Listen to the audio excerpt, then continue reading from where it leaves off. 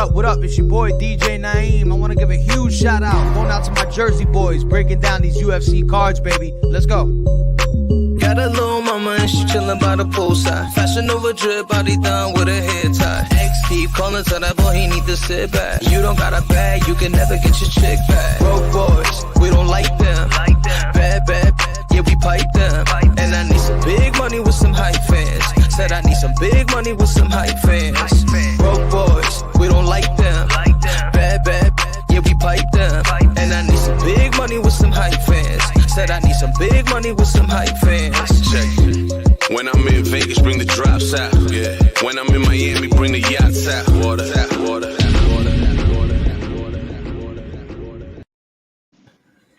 Another Jersey Boys podcast. Drew, what's up, my brother? What's up, my brother? How we doing today? I mean, this card was looking very exciting, and then they shift around the board like they do every week so far. It seems like a trend, right? Like these fighters can't even get ready for the fighter that they're fighting.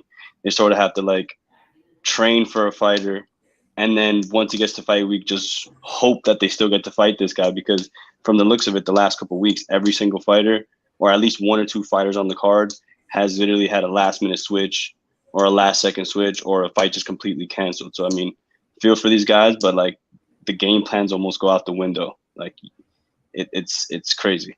But exciting nonetheless. We got Sean O'Malley coming back, hopefully humbled himself. And let's get it. Yo, I just want everybody to know, before we started, he goes, yo, I'm excited. And then I said, what's up, my brother? And he just went on a minute and a half, like, forget about the intro. He was like, I'm going to talk fights today. You know what I mean? So this guy is fired up. I'm excited. He's fired up. All right, so this is for UFC 260. Stipe versus Francis. I'm going to go by first names. I feel like I know these guys pretty well. This is the biggest, baddest rematch. That's what they're titling it. Stipe has basically had a few rematches now, right? After the series with DC. So let's get into some quick picks, all right? We usually start with quick picks. Again, these aren't bets. My bets will be out probably Friday after weigh-ins. I usually put stuff out. Last week, I think it was out either Friday or Saturday. I was in Atlantic City last weekend. Had a great time in Atlantic City with the NCAA tournament and obviously watching the fights. Sportsbook is tough, man. Sometimes when they have it on ESPN Plus, they don't show it at the sportsbook that we were at. And then I guess did they switch it to ESPN at one point on Saturday night? Is that what they did? I'm not really sure. I mean, I saw the entire thing on ESPN Plus, so okay. I didn't really. If it did switch, I can't say I noticed it. But yeah, the prelims were definitely on ESPN, right? And then when the main card started, I went up to the gentleman behind, probably the manager at the sports book, and I said, can you guys put on the fights? The main card just started. And he said, we don't show if it's on ESPN Plus. It has to be on ESPN. All of a sudden, about 25 minutes later, the fights are on. So I'm thinking maybe they may have shifted them over to ESPN, unless the guy just lied to me. I mean, that could have happened too. You know what I mean? You're in Atlantic City. Yeah. I mean, you're in Atlantic City. He probably just wants to get you out of his face. So he's like, yeah, man, whatever, man. ESPN is doing whatever it has to do.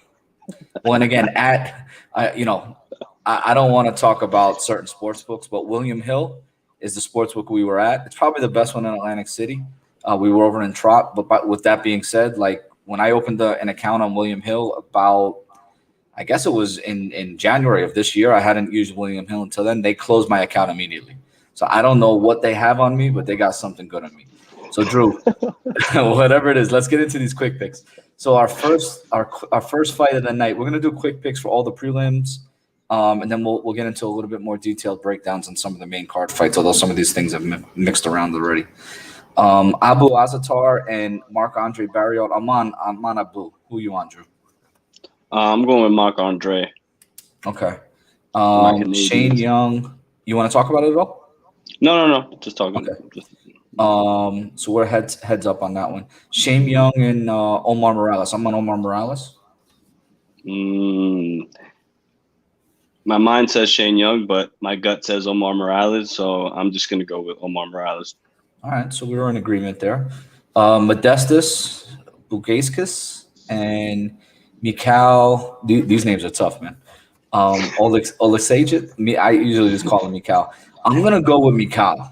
I I know Modestus is really more of a straight like puncher striker type of guy. In the fights that I saw, he's like a kickboxing sambo guy. And I think Mikal is tough on the feet, man. I mean, he had OSP hurt on the feet. Mm-hmm. Stays on the feet. I think Mikal's gonna have this fight, so I'm going Mikal. Well, we're head to head again because I kind of like Modestus on this one. Okay. Man, it was a tough one. I went back and forth a little bit. Modestus definitely has the size advantage. Height, weight. I don't think Mikal really. I think he should drop down to 185 personally, but that's just my opinion. Jaron Gooden and Abu Bakar Nurmagomedov. I can say the last name only because of Habib's, but I'm gonna go Nurmagomedov. I think this was a tough one though. I think the line is pretty wide on this fight though. No. Yeah, it's 240 Nurmagomedov. I'm gonna go with him, but I didn't think the line was. I don't think the line should be that wide, to be honest with you. What do you think? I think now with the champ Khabib in most of these guys' corner as an actual head coach, it's going to be really hard to beat these guys. So I'm just going to keep going with the Dagestan clan, and I'm going to ride that Nurmagomedov here in this fight against Jared. I mean, Jared's a good fighter. Don't get me wrong. He has a chance in this fight. Everyone has a chance in a fight. But just like I said, the way that these guys are focused, the way that these guys train, and now having Khabib step into essentially his father's shoes, I only see great things for these guys. So we got the fight that was added today, Drew. Alonzo Menifield and Fabio Charant. I was on Menifield in his original matchup with William Knight. I went back and forth, but again, when we broke this down about a month and a half ago, I guess it was when this fight was originally scheduled, I said I believe in Saif Sayoud. I believe in Fortis MMA and the coaching. I think Menifield's going to be better, against William Knight, and I was going to bet him. Unfortunately, that fight is off. I think you said William Knight may have had COVID, so they brought in Fabio. I was busy at work today, so I didn't really see it until after the day. I didn't even check any updates. But with that said, I'm going to be on Alonzo here also. What do you think? So this fight was originally a main card fight. So then when the update came up, I did see that Fabio had stepped in because I came onto Tapology, and earlier in the day I saw William Knight, and then when I came on the second time, I saw Fabio, and I was like, whoa. But what I didn't notice was that now it's a prelim. Originally Menifield was on the main card. So I didn't see that, so I did a little digging on Fabio. So Fabio right now is an LFA champion, just fought in February, just won the belt. Prior to that, he had, shout outs to him, God bless him and his family with strength. But he had just lost his mother and had a lot of just unfortunate things going on. And at the same time, a lot of good things going on in his career. He won a belt. He got this opportunity now. I hope everything goes well with William Knight. I was actually going to pick him in this fight. So we were going to go head to head there. But in my opinion, just because of his story, and if you haven't heard his story, please guys dig into Fabio's story. And just because of the type of fighter he is, their reach isn't that much of a difference. I think they have the same reach. I thought Alonzo might be the bigger fighter here. But in the same breath, he does like to leave his hands down when he strikes and his chin completely in the air. So maybe he fixed that now with Sayoud in his corner and all that down in Fortis. But at the same time, I was just riding the Fabio chain on this one. All right. I'll put you down for Fabio. I didn't know who you were going to go with there. Yeah. No, I mean, listen, originally, it's easy for the eye test to be like, oh, Menifield, and also because of the guys he's fought and everything. But I mean, if you just look at the styles and everything like that, I feel maybe Fabio can slow things down. Right now, he's also has momentum. He just recently became a champ, so he's riding a little bit high. Obviously, he's coming up against a tough test in Alonzo, and Alonzo has more experience in the UFC.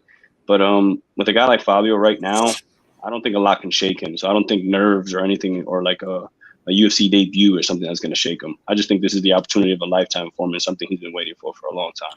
So I'm going to be excited to see him win. Drew, you think he can get the takedown? I know he's got a lot of finishes. He's the LFA champ, right? He fought about a month and a half ago. Mm-hmm. Do you think he can get the takedown here of Alonzo Menifield? You think he has to? I think he has to. I mean, one thing's for sure. I don't think he has like a glass jaw. You know, I mean, Menifield has bombs and he can throw them. That's why I call him atomic. But in the same breath, Fabio is going to stick to the game plan, I feel like, and get it done. I mean, it's your debut.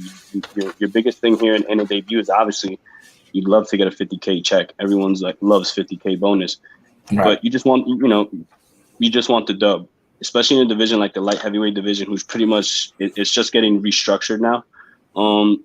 It looks good on him to come in here, beat Alonzo Menifield, who is a, for lack of a better term, vet in the division. And, he's 9-2, so you get to win over a 9-2 fighter. He's 7-1 himself. I mean, looks good, man. All right, so let's get into this main card. We have 5 fights to talk about. I won't lie to you. I'm excited about the main event. These other fights, I mean, hopefully they surprise me, but I don't think there's anything here that's, I'm that excited about right now. So hopefully this main card, surprises me a little bit. We got Jamie Mullarkey. And we got Khama Death Star, Khama. I'm on Khama here. I'll introduce it, give a little breakdown, Drew. I'll let you start the next one. I think that Jamie Mullarkey I don't think he's strong enough in the clinch. I think that Worthy's going to have a strength advantage here. So I think that Mullarkey is going to have his best success if he can get some takedowns.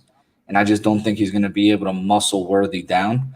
Worthy did a good job in round 3 against Luis Pena of getting his hips out of the way and was able to get that late guillotine choke, kind of like a half guillotine, or what do they call it, a modified guillotine, I guess it was, which is what he finished him with.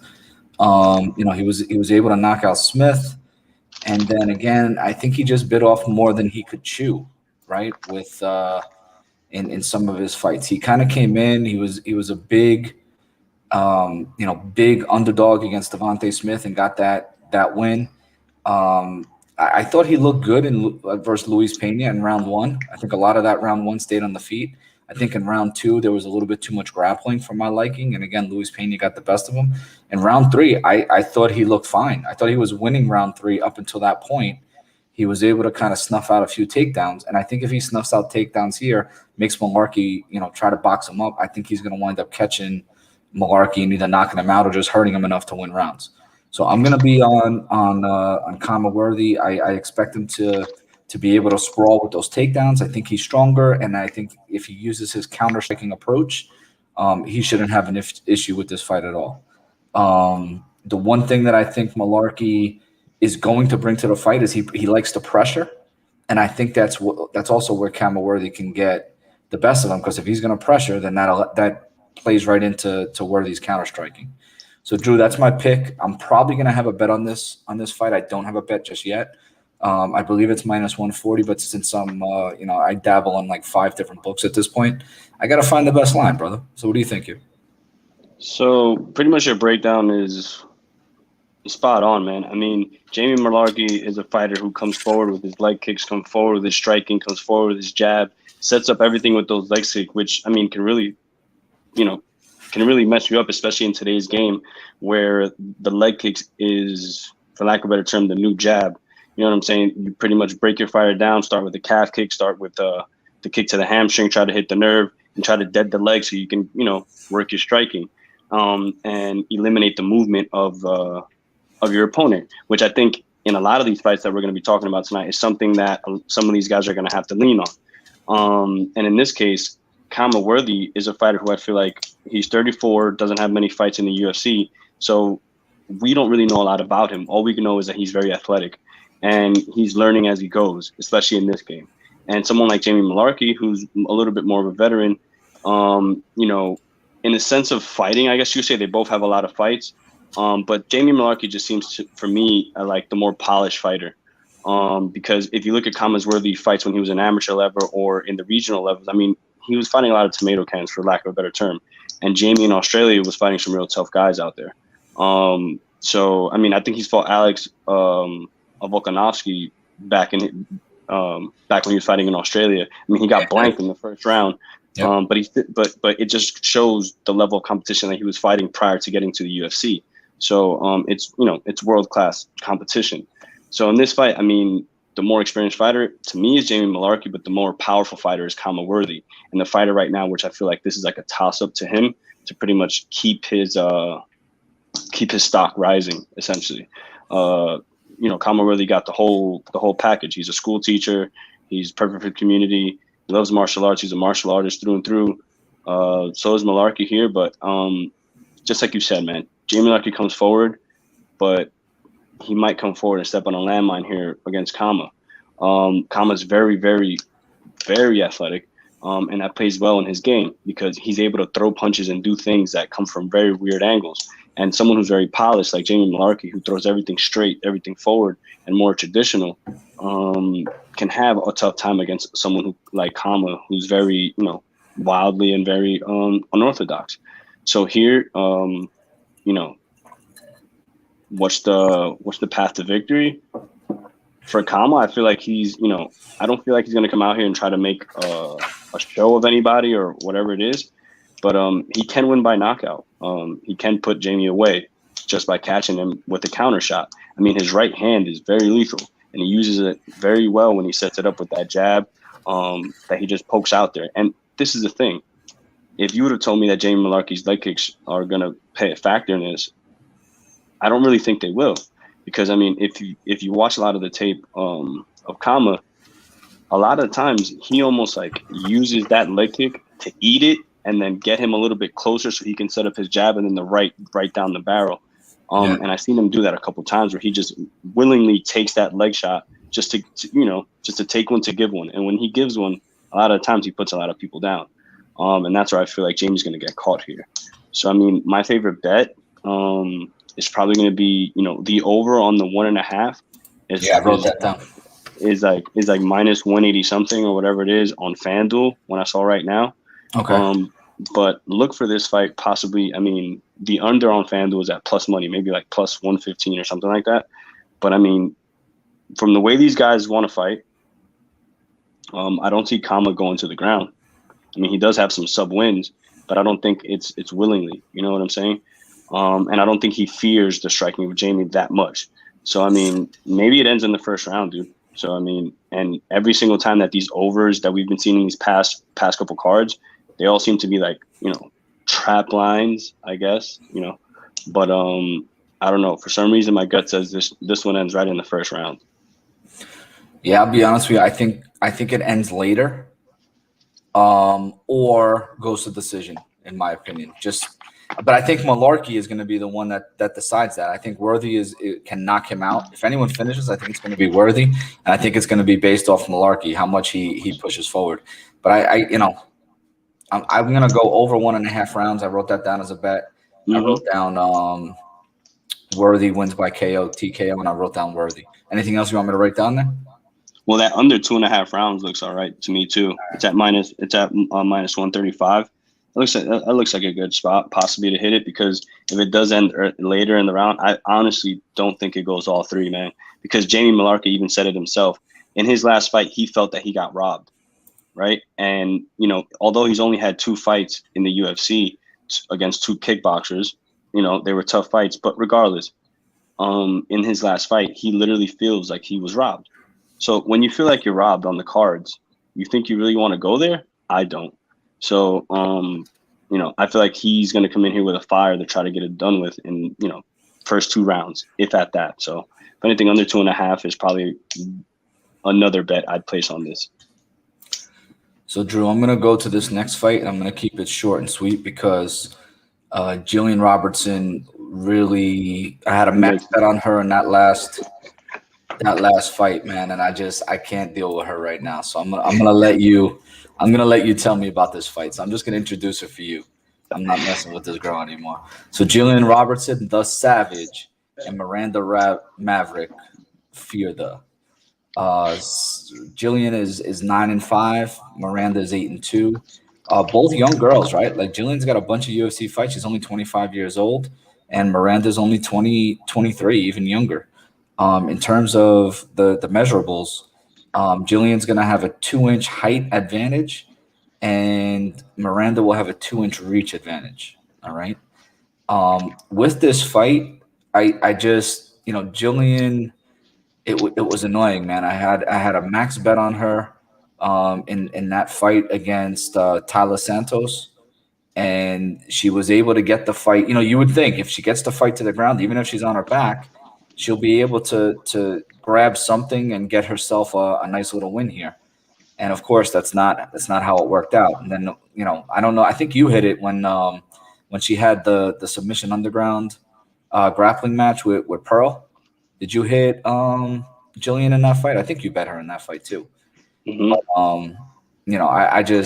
I'm done with this girl. So I'm gonna pick Gillian Robertson, but I am not betting this. Even though in this case I probably would bet it under normal circumstances, I am not betting this because she already did this to me once. So I'm not letting her do it again. Go ahead, Drew. So here's the problem with what I think with Gillian Robertson, right? When she was like low key and just flying underneath the radar, right? And everybody knew that whatever, she was at ATT and this and that, and she was just ganging up wins. It was good for her, right? Because there was no spotlight on her.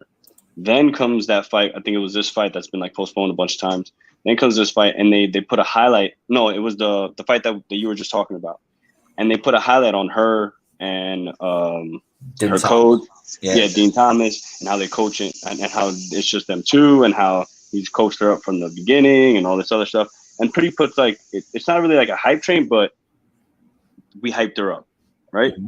And now when you hype somebody up like that, and that was essentially not a nobody, but was riding a nice little wave and was keeping low profile and winning fights and subbing girls, and that's where she was building up her game. You know what I'm saying? Because they weren't really giving her these big names.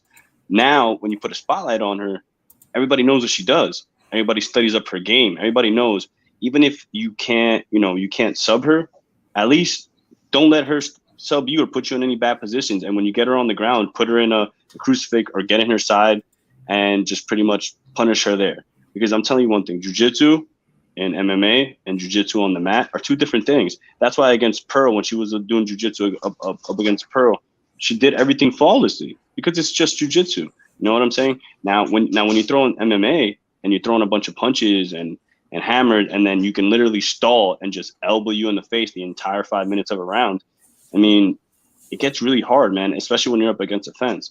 Now, in this fight, Gillian's striking, don't get me wrong, it has improved. It looks better.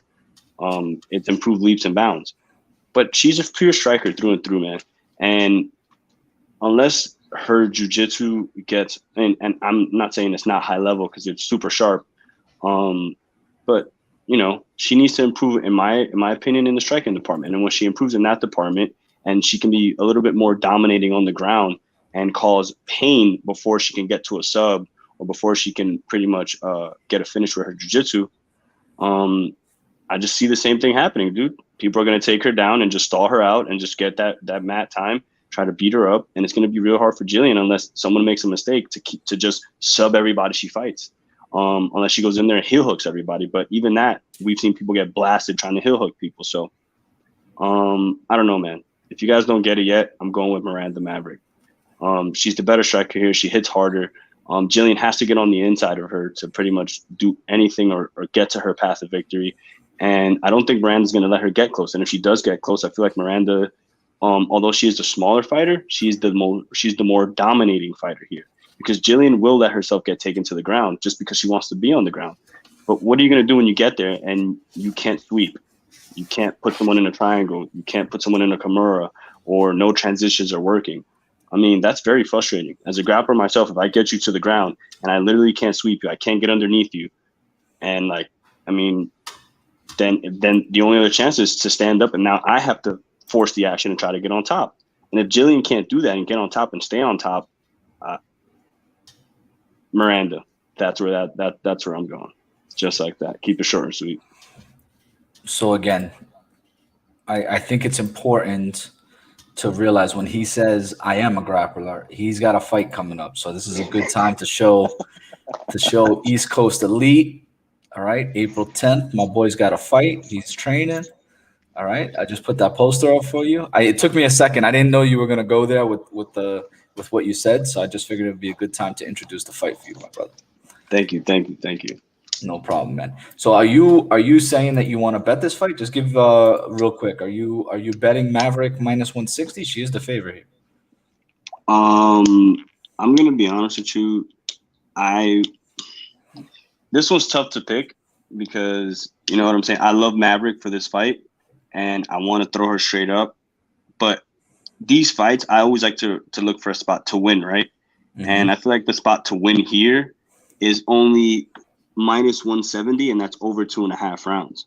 Because Miranda Maverick can get the dub, or she can get sniped, you know, right at the end by Gillian Robertson and get a weird decision or whatever. You know, things happen.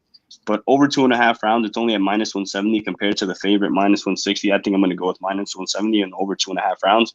Probably thrown in a like 3-legger parlay just because I feel like that confident. I don't feel like this one's going to finish that early. Yeah, man, give me that. All right, I'll write that down. That's not a bad play, especially if you're on Maverick, because you figure if Maverick wins, it's probably going to be – this fight is going to go to the ground at some point, right? So you're hoping that Maverick's able to keep some top control and win rounds. So I get it. Let's go to this next fight, and I'm telling you what, man, I'm picking an upset here. I'm going with Thomas Almeida. So let me explain what I see here with this fight, and then Drew, I'll throw it to you. But you got Thomas Almeida at 22-4. You got Sean O'Malley at 12-1. Sean O'Malley really should be 11-2. Okay, if Andre Sukantat had any, you know, MMA IQ, he wins that fight against Sean O'Malley. And if you remember, last time when he fought against Marlon Vera, right? Mm-hmm. He was a big favorite. Let me just see what the odds were in that fight. Minus 300. So he was a minus 300 favorite against Marlon Vera. And in the beginning of that fight, it was, you know, Vera was doing fine. But then obviously, you know, we'll never know what would have happened there because O'Malley had the injury. But if you remember, we talked about that injury and we said, listen, he had the injury once. There's no reason why we can't think that, you know, his legs are just susceptible to those kicks and injuries. And I think if Thomas Almeida is smart, he's going to test those legs early in this fight. He's going to get in and attack with those leg kicks and just test it. I don't really care what happens. If he doesn't test those legs early in this fight, they're like the fight IQ on his corner, everybody that's coaching him, there's an issue there. So again, Thomas Almeida has to bring the fight to Sean O'Malley, put it in his head that your legs are not safe at any point during this fight. I'm going to attack your legs. I'm going to get those calf kicks off. And then at that point, let's see who's the better striker. Now, again, when it comes to, you know, mano-a-mano, what do the numbers look like? There are distinct advantages for Sean O'Malley, right? He's going to have some of the height and reach advantage. So, again, specifically, he's going to be 4 inches taller. He's going to be – actually, the reach is basically the same. If not, Almeida has a half-inch reach. I thought he actually had a longer reach too. But I know he's 4 inches taller.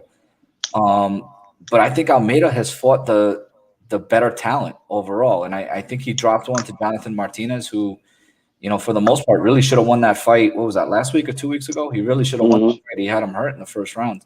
But he's losing to guys like Cody Garbrandt, Jimmy Rivera, Rob Font, and then he lost that fight to Jonathan Martinez, who I think Martinez finally slipped up a little bit. I think he had a bad fight. But again, it feels like Almeida's been around forever. He's only 29 years old. You know, he's not that old.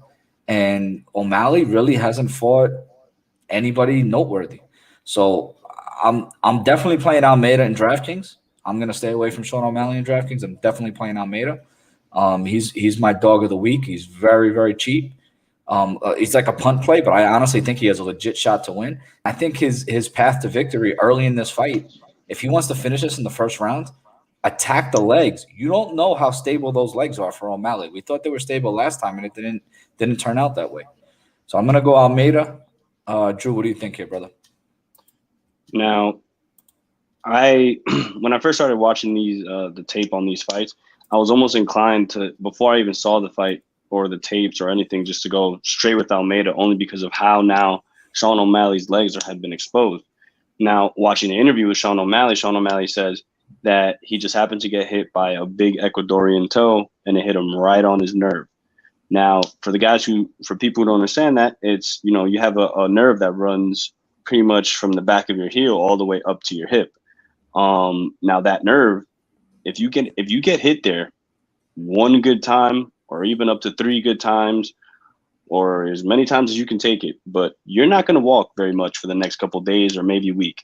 And that's exactly what happened to Sean. Sean called it a freak accident, essentially, by his definition. But I mean, Sean's a good fighter, man. Thomas knows it. Sean knows it. He's a very good striker. Although he doesn't have a lot of fights, he's someone who within his own right is a star, dude.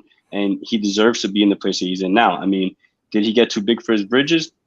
Maybe. Did he get exposed? Humbled? Yes. But now with Thomas Almeida, he's up against a guy who, in my opinion, has been in the game a very long time and has suffered some wear and tear. I mean, dude, he's out of a shooter box style. And if for anybody who doesn't know what that's like in Brazil, those guys spar exactly how they fight. Like, it's literally, there's no difference between fight day and sparring sessions. So, I mean, the guy has seen a lot of action throughout his life. And if you're talking about experience, yes, he has a lot of experience. But maybe that recent loss or things that seem a little bit out of character could probably be just because he's experienced a little wear and tear now in his career. He is young, but just like some of the greats like Jose Aldo, he's like 40 in fight years, dude. The dude has these fighters age like dogs. That's what I always like to say. But in this fight here, oddly enough, he is going to test the legs. But I feel like if it gets to the ground, that's where I feel like he has a better advantage. Because although Sean O'Malley is a good, is good at jiu-jitsu, and he does train with great coaching and a great team, the jiu-jitsu I feel like is where Thomas has a little bit more of an advantage of. Because on the feet, Sean, although Thomas has a lot of experience, Sean is the more polished striker here. He is the striker here who's more unorthodox and comes in the school of what I was talking about earlier, where his shots come from out of nowhere. They're these looping straight shots. I mean, looping jabs, looping hooks, like twisted uppercuts, like things that you're not used to seeing. Like, and because he's so new and because he's someone that's so fresh, we think that he's only been in the UFC a little while. I mean, Sean's been in the UFC for a while now. He just got hurt. He had to disappear. So for lack of a better term, he's kind of a vet here. You know what I'm saying? So those jitters, get that out of the way. I don't think he has those. If anything, if you hear the way that he's talking now, it's almost like he's taken a little bit, his foot off the gas on being a complete superstar and trying to be bigger than what he is. I feel like now he's more focused in on his fighting. He's back to being, I guess a little bit hungry, like the way he was on his rise. And he's let go more of that trying to be a superstar right away and trying to, rise to the top in a week or in a year, whatever it is. And against Thomas here, who's more of a traditional fighter, I feel like his style and his striking is just, Thomas has no match for it, because I mean, look, Sean has been hit with leg kicks before. Sean has fought people who throw leg kicks at him before. I'm sure of it. What happened last time? It can happen. If it's now, it's just the focus of this fight because it just happened so recently. But calf kicks happen. Calf kicks are going to keep happening. I don't think Sean is going to get caught with so many in this fight. And if he does, I think he's going to withstand it. And if he does lose, it's because he gets taken to the ground and held down, just like they do to a lot of great strikers when they take him to the ground. They just hold them down and then, implement either the jiu-jitsu or just the ground and pound. And that's where I feel like Thomas, if he gets the dub, that's where it'll be. So this fight, my bet, I probably see it going to the cards, honestly. All right. If I'm being completely honest. I wanted to refocus you. I wanted to say, Drew, this is a betting podcast, right? Like, we want to bet on every single fight. And I feel like we've been wishy-washy with a couple of these fights with the bets, right? Especially with the Maverick Anderson fight. So are we betting this? Because I am probably going to bet Almeida plus 260. And I'm thinking, I like to throw those two big pieces to our parlay each week. I hit one. When was the last one we hit? It was back in December, right? We hit that one for like $900. So we'll throw two pieces like plus 500 or better. I like Almeida KO TKO plus 545 as one of my pieces. So that's probably going to be one of my pieces for this week. And then I'll find another piece like plus 500, parlay the two of them together for $10. I try to turn 10 into like 1,000 or 1,500, depending on what the odds are. So, Drew, are you looking at a bet for this fight? Is it going to be O'Malley by decision? If I have to, I'd probably say that, because here's the thing. Both these guys right now need a dub more than they need a 50K check.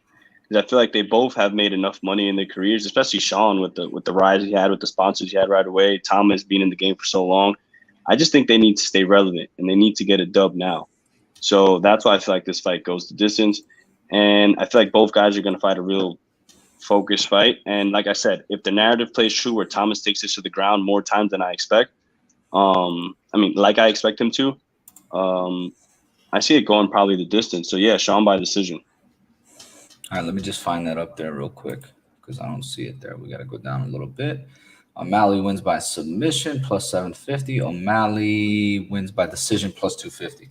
So that's what you're going. You're going O'Malley decision plus 250. And again, the reason I'm writing all these down as we go, Drew and I do our tape study on our own. We come together for the fights. I get the quick picks. So if you look in the show notes, but sometime tomorrow morning, I'll have the quick picks in there, and I'll have all the bets that Drew and I talk about that we're considering. The actual bets that I'm making will be out either Friday night or Saturday morning. Drew will do the same, and then they'll also be on our website. So you can always go to our website. Just look at any of our posts, and it'll be in my post, so you can get right to the website and see both of our picks if you want to see them together. So, Drew, I'm going to introduce this next fight. This is the chosen one, Tyron Woodley, although I guess he's been chosen to lose most recently, and Vicente Luque, the silent assassin.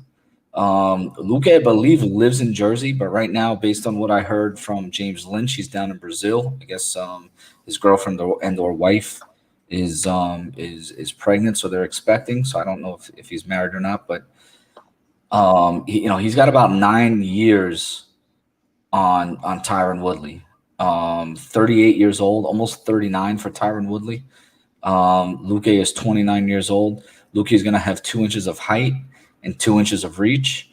And as fast as Woodley usually is, I think Luque is going to have some of the speed advantage.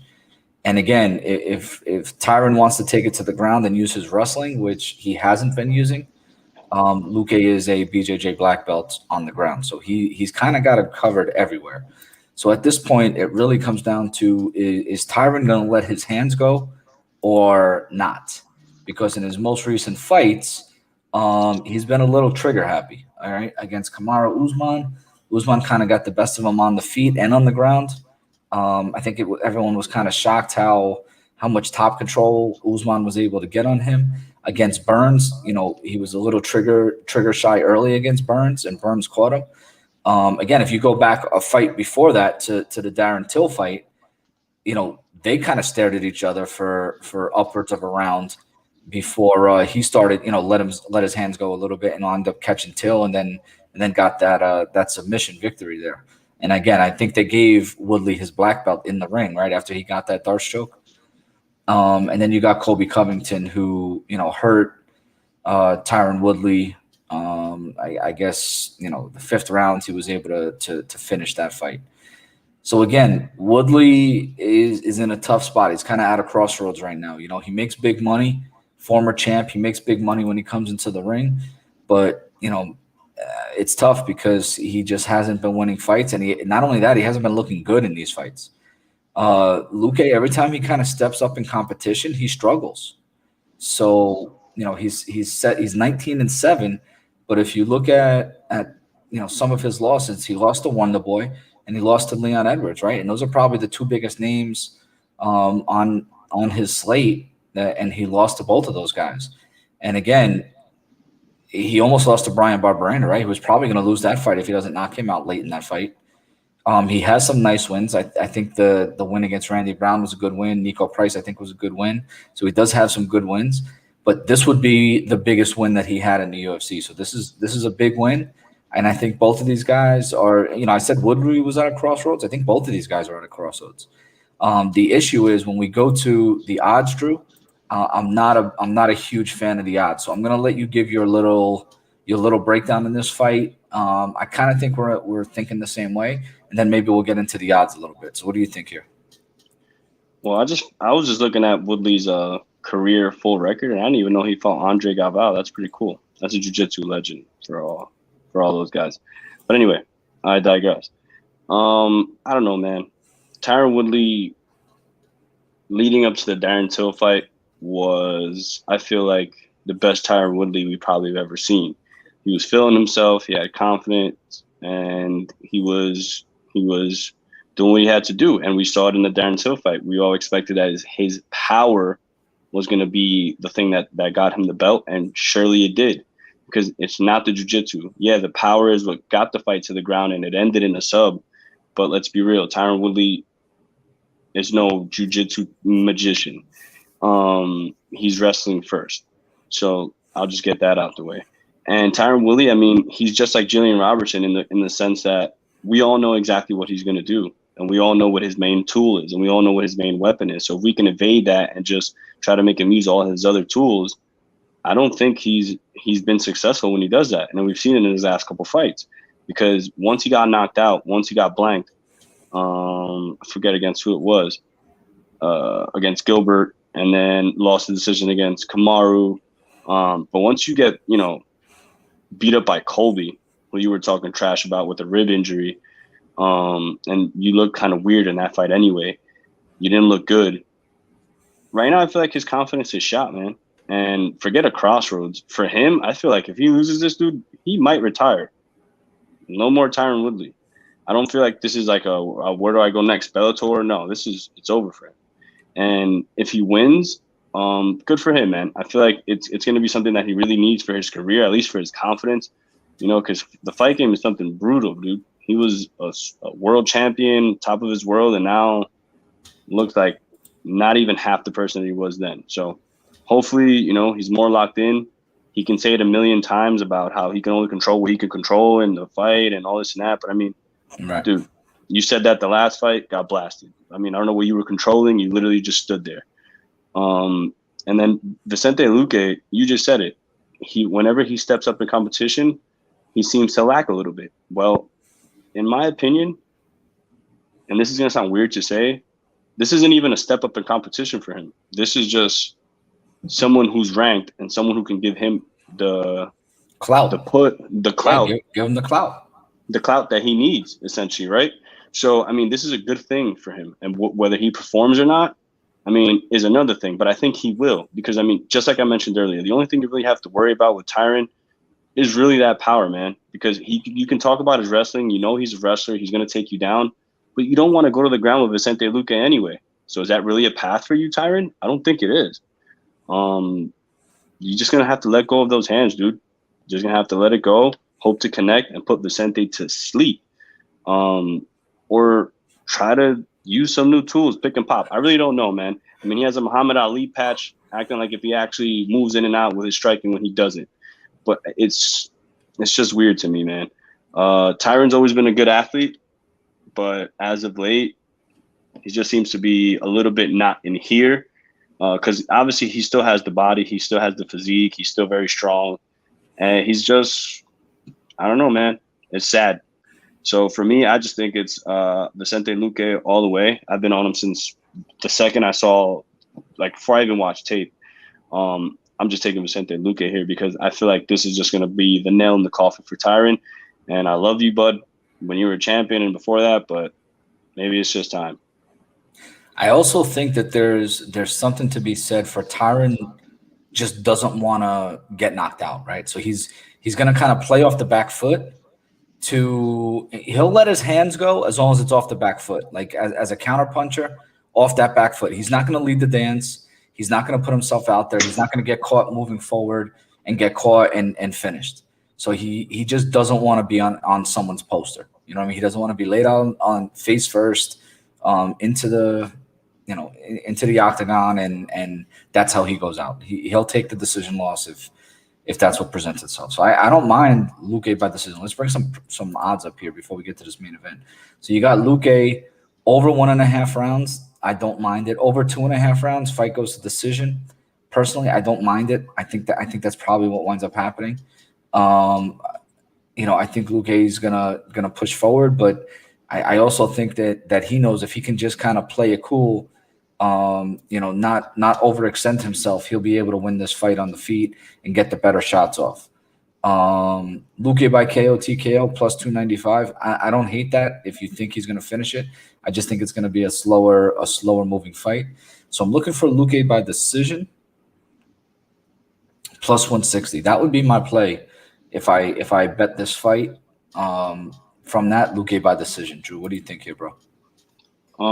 So I kind of like Luque by KO, TKO, and then Luque 2 spots. And there's finishing spots. They may play against each other, but like I said, these are just props you try to throw together and try to make a nice little come up off of it. But I really like this fight to finish, first of all. Only because I feel like if Tyron gets touched early, well, we all know one thing. If Tyron touches you and actually lets go of his hands, it could end at any second. So that's number one.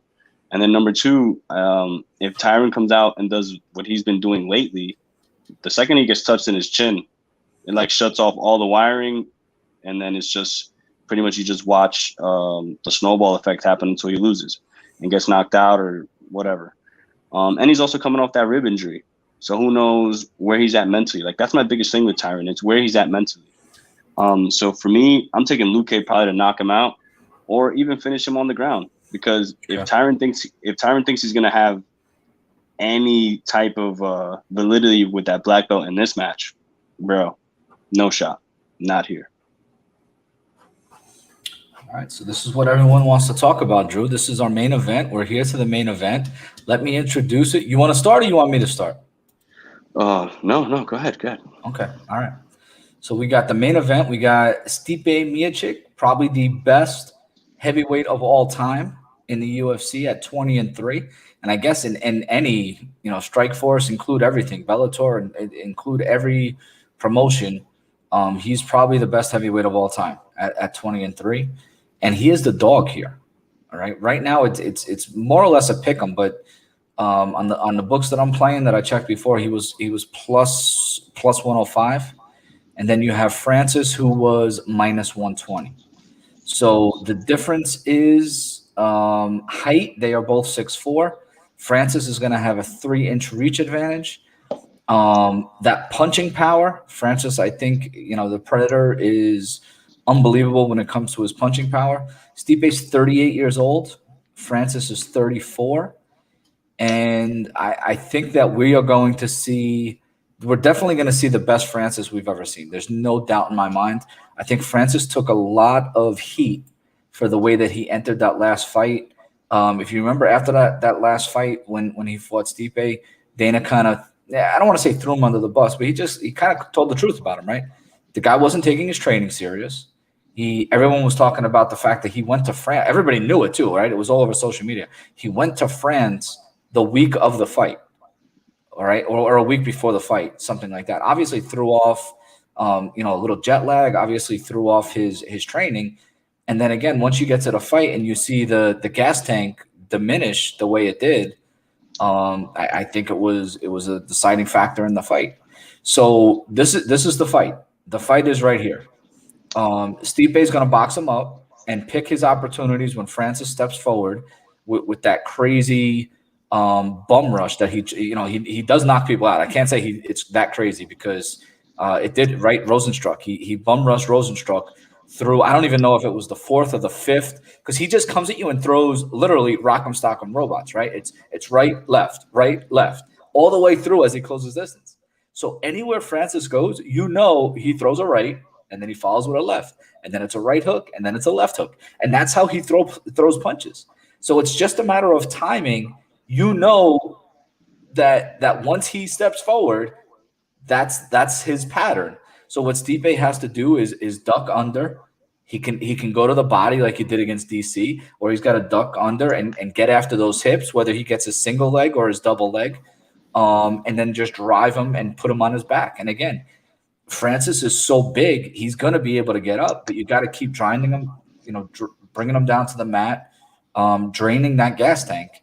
And eventually, maybe Stipe can get a late finish, right? The first fight ended via decision. I believe Stipe won that decision, right? Mm-hmm. Was that a decision, that first fight? I think so, yeah. And then, what can Francis do better? I think he's got to pick his shots. I do think that he hit Stipe with a few. I think it was 2 uppercuts and 1 right hook caught Stipe, and Stipe ate him. I'm kind of surprised. Like when I watched the fight back and I went through some of the shots that Stipe ate, I'm like, I don't know, man. DC knocked him out with that short little right hand, but Francis didn't with these monster shots. Like I was shocked. I almost felt like Francis maybe loosened him up for DC a little bit there with some of the shots that he ate. You know what I mean? Tested that chin. But then the other thing that Francis needs to do is I think he needs to dig those underhooks. He was able to stay on his feet against Curtis Blades. If he digs his underhooks, he'll be able to get back up against Stipe. I'm talking a lot. I'm talking myself in and out of both guys. It's so difficult for me to say Stipe is going to win this fight, but it's just if it's a technical fight and he has his way over 25 minutes, Stipe is going to win this fight. Francis has that one punch power, right? It's like that meme with the girl and the guy laying in bed, and it's like, well, what is he thinking? And he's like, yo, if Francis hits him with a right hand, like this could be over. You know what I mean? Like that's just what it is. That's this fight. So that's Francis's path to victory. If he hits him with the right hand, he wins the fight at any point when he does that. So again, I'm gonna pick Stipe. I'm probably gonna bet Stipe, but I do like the over. I like the over 1.5 rounds. I like the over 2.5 rounds because I think it's gonna go Stipe to decision. I think it's gonna mimic that first fight. But if we lose those bets, it's gonna be because Francis hits him with a big right hand. So Drew, how much better did Francis get from the first time? Because I think we're gonna see a very similar Stipe. He obviously downloaded that first fight, right? He's a student of the game, Stipe. So he may come across, you may hear him talk, and he doesn't sound all that bright. No, Stipe is very bright. He knows exactly what he's doing, and he knows how to box. You know what I mean? He's tough, and he knows how to box. Does Francis get that much better, though, for this matchup? Well, I think the biggest difference between both of them, just right off the bat, is like we just mentioned at the end, is their boxing. Right now, and this is another thing that I bring up earlier with the Sean O'Malley fight and with the Khama Worthy fight, how these shots and these traditional fighters versus these unorthodox fighters are the biggest difference now in MMA. I mean, you have a guy like Francis who, for some odd reason, every single punch that he throws does not come straight. It comes from a weird angle. It's all loopy. And for some reason, they all connect at the same exact point on your face, and you're going to sleep on that chin. Like it's really amazing. And the reason why I think, now you're probably going to see the best Francis Ngannou ever is because the first time that he fought Stipe, Francis was kind of feeling himself, dude. Francis was on top of the world. Francis literally felt that he had the power of like God in his right hand, that he can put you to sleep with just touching you. And I mean, for lack of a better term, the stat is, I think, that like getting hit by him is like getting hit by like a small Kia or something. Like the dude can pack a punch. So the fact that Stipe can even take that, it should be in the Guinness World Record books or whatever, that you can take a punch from Francis Ngannou. But now, being 38, a couple of years removed from their first fight, is he going to be able to take the same punches? Who knows? I mean, Francis, he's 34, but the dude's athletic as all hell. Yeah. Like he's super lean. He's a heavyweight. And I think I was watching the Embedded where his nutritionist said that he's lean like a 170, like a 170 or a 185er. Well, Drew, even take the stuff that you see right on Instagram where these guys are like just unloading on his abs and he's just eating it. Mm-hmm. You know what I mean? Like he's a beast. And again, he works out at the PI, right? Isn't he like full time at the PI, training at the PI and everything? Mm-hmm. And then now he's training with the Extreme Couture guys, which I feel like in his first, leading up to his camp, he was more relying on his own skill and his own found power and his own confidence, and less on his coaching. And because the people around him, no doubt they were good coaches, but they were more like, you bring your boys up with you, and then we all make it to the show together, and we just keep rising to the top. Well, he changed camps, and now I feel like he's with real MMA coaches who are giving him real advice on how to fight and how to deal with these fighters. I mean, I think he was even working with Atlas, wasn't he? With boxing, something like that. Yeah, he was definitely working with some of those guys. Yeah, with Teddy Atlas and all those guys. So I mean, Francis Ngannou now, I feel like he's more honed in onto this fight. He's more humble coming into this fight. He understands, you know, how big this fight is, especially going up against Stipe, someone who he didn't even imagine losing to the first time around. He literally did not imagine it. It wasn't a reality in his mind. So Stipe had the perfect game plan. He came in, outboxed him, and took him down and just dominated him and showed his lack of experience in the MMA world, which a lot of times when prior to that fight, all you worried about with Francis was not getting touched. You didn't want to get hit, so why even get close? You know what I'm saying? Like, and plus he's so powerful, he can just throw you off of him. But in this fight, I think Francis just brings a better plan, a better strategy, way better cardio, because he's been training up in the mountains, I feel like, from what I can gather. And I think he's going to be a lot sharper in this fight. I mean, Stipe is Stipe, dude, a legend in the heavyweight division. And he's all as confident as well. But the only thing that scares me in this fight is just Francis, man. He's the scariest human being on earth, man. And it's like, if he touches you, it doesn't even matter. Like, Stipe can get him up against the fence, right? Don't get me wrong. But if, just like you mentioned, Francis get that underhook and he can get him to a place where, if you look at the way that Francis is training, he's training to hit you in these weird angles that you're not expecting to get hit from. Like, someone takes a shot, you know, someone takes a shot on you, you defend the shot, circle around, and then blast him on the side of his head. You know what I'm saying? Like, he's training in ways to utilize his power from every single place that he's in, every single position, every single situation. So I don't know, man. This one you could be saying and new. And this is the only reason I think that is simply because I feel like this is Francis's redemption in this fight, where in the first time he got caught slipping because simply he just was not experienced enough. And Stipe was coming up and fighting all these killers and was, out of all the killers that tried to fight up against Francis, he was the most experienced. And he was the one that didn't think twice about his power, because he said, fuck that, I can eat his power and I'm just going to walk him through and show him that I'm just better at MMA. And he proved it. Now, my only concern is that Stipe is a little older now. Can he take the power again? Can he take the shots? Because, I mean, in MMA, I feel like they're not even in experience-wise. And I don't even think in striking-wise, because purely, you know, technique-wise, Stipe is better. But power-wise, I mean, Stipe don't hit like a Kia. He might hit like a bat or something, but he's not hitting like a Kia. Not many people can, bro. So, yeah, exactly. Let's give the people what they want, man. Where are your bets at? Are you betting Francis? Yes, I'm betting Francis, so we're heads up here. And then we can go heads up. You want to make it a bet? Let's make it a bet. We'll do a podcast bet, because I'm 1-0-1 in those. So yeah, I'm down. You're down one, so let's make that a podcast. We'll just go that straight up. And then what do you think there? Over 1.5, over 2.5, under? What do you like? My favorite spot again is that that under 2.5, that minus 170.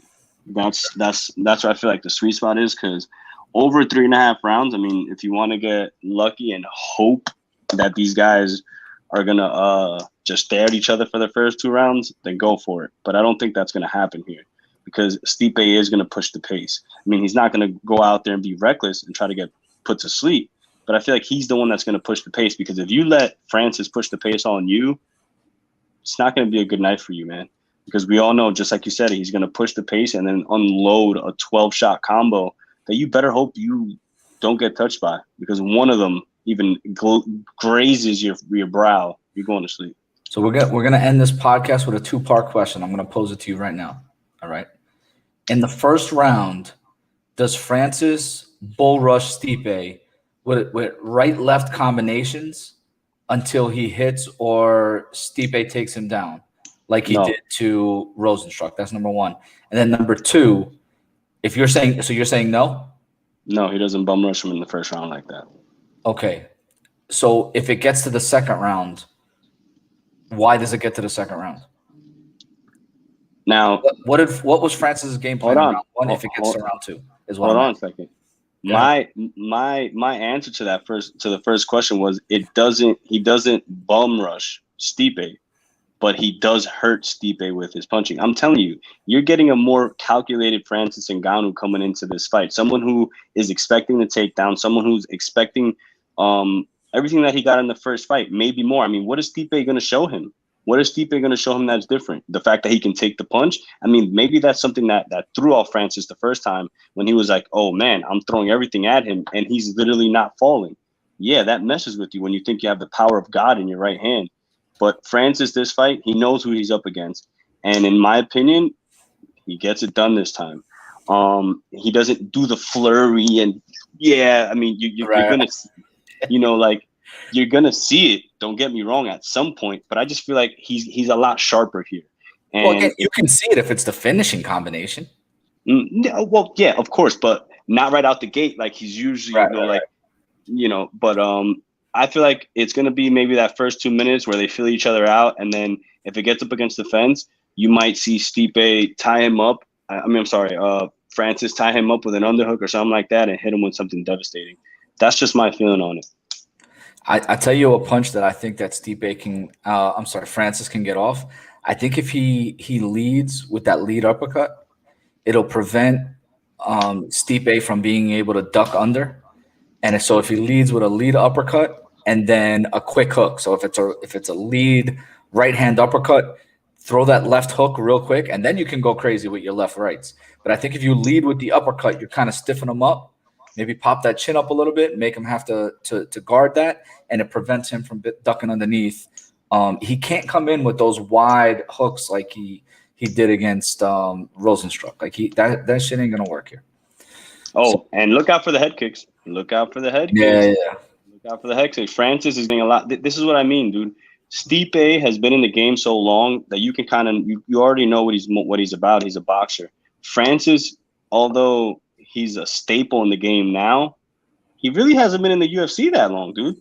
So essentially, he's been growing right before our eyes. So every single fight, there is a reality where he brings something new to the cage, a new trick, a new tool, a new something that we don't know. Which, in this fight, it could be the head kick. It could be now that he can kick. It could be now that he's more flexible. Who knows, dude? But Francis wins. And I'll go a step further. I'm going to leave it right here. If you watch the show, right, you watch the YouTube series that UFC puts out. I watched the first two. I'm going to go watch the third. I think 3 and 4 may be out. Definitely 3 is out. Stipe looks slender. He looks like he's going to come in maybe around 240. I wonder where Francis comes in. Is he going to come in around 245, 250? Or is he going to come in 260, 265 like he has in the past? I think he comes in a little bit lighter to match Stipe and try to get that cardio. No trips to Paris this time. Mm-hmm. What up? It's your boy DJ Naeem. I want to give a huge shout out. Going out to my Jersey boys, breaking down these UFC cards, baby. Let's go. Got a little mama and she chillin' by the poolside. Fashion over